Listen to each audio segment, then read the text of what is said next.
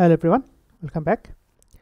So in this video আমি আপনাদের সাথে আমাদের যে লিস্ট পেজের যে কমপ্লেক্স কাজটা সেটা কিভাবে করব প্ল্যান করতেছি সেটা শেয়ার করব। সো আপনারা যদি খেয়াল করে দেখেন আমাদের একদম বাম দিকে একটা MongoDB ডাটাবেস আছে।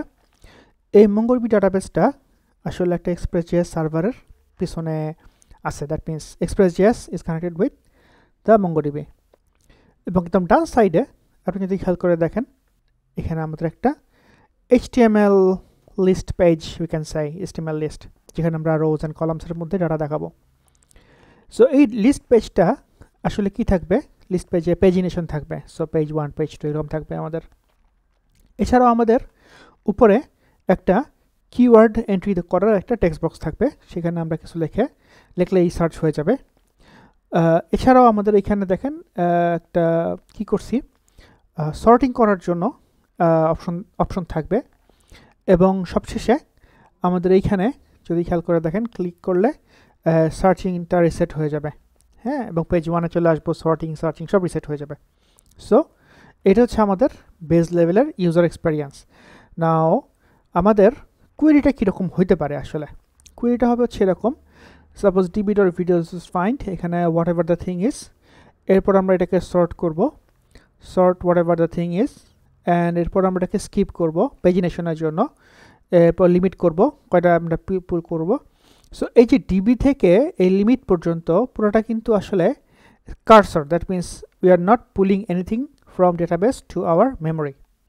নাও .2 এর যখন আমরা কল করব তখন এটা আসলে অ্যাকচুয়ালি ওই 20টা 10টা 5টা what ever the page limit is সেটা মেমোরিতে নিয়ে আসবে, ঠিক আছে। সো এটা হচ্ছে ডাটাবেস লেভেলের, ডাটাবেস সাইডের বেস লেভেলের একটা কোয়েরি, এটাকে আমরা মডিফাই করব সামনে।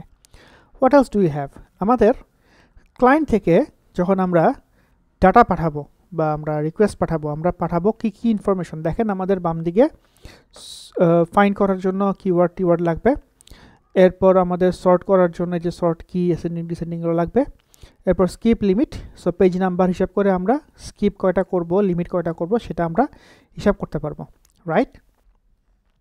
নাও এই যেগুলো পাঠাবো কখন পাঠাবো, whenever we have any event, এটা একটা বিজলি ছবি আঁকাইছি, বিদ্যুৎ চমক।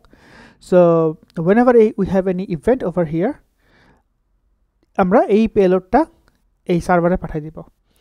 নাও এই কাজটা করার জন্য আমাদের কি কি ইভেন্ট লাগতে পারে, when page loads, when keyword change, when sort change, when page number change, হ্যাঁ।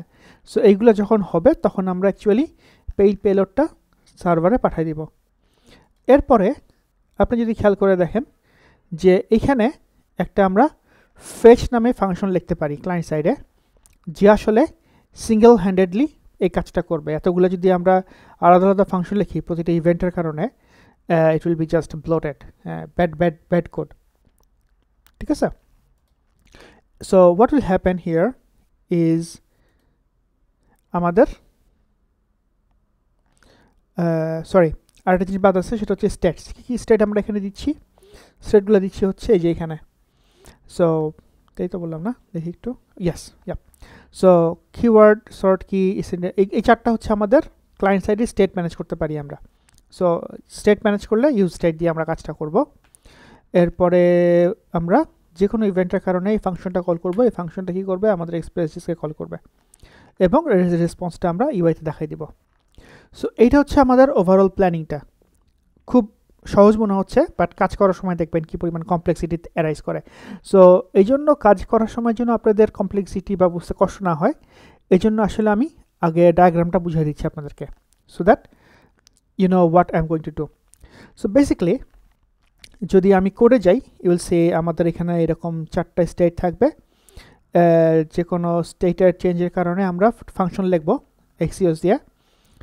সো এক্সিওস দিয়ে ডাটা নিয়ে এসে কনসোল লিখব, মারবো প্রথমে, এরপর এই যে কোনো চেঞ্জের ফলে এটা করব। এরপর ডাটাটা আমরা ইউআইতে অলরেডি আমরা তো ম্যাপ করাই দিছি।